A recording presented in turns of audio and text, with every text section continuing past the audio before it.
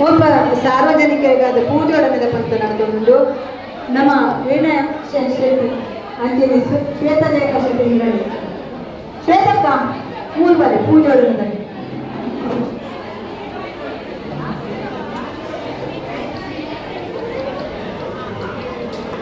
ಸಾರ್ವಜನಿಕ ವಿಭಾಗದ ತುಳುಲಿಪಿ ಬರೆಪಿನಲ್ಲಿ ತುಳುಲಿಪಿ ಬರೆಪಿನ ಪಂತಗಳು ವೀಣಾ ಅಂತ ಹೇಳದ ಇದು ತುಳುಲಿಪಿ ಬರೆಪಿನ ಪಂತದಲ್ಲಿ ಕೂಡು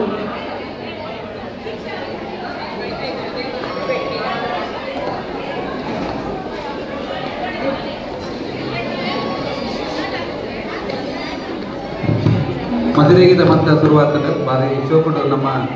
ಪಂಜೋಕಲು ಮದುರೆಗೆ ದೀವೊಂದುಲ್ಲೇರು ಬಾರಿ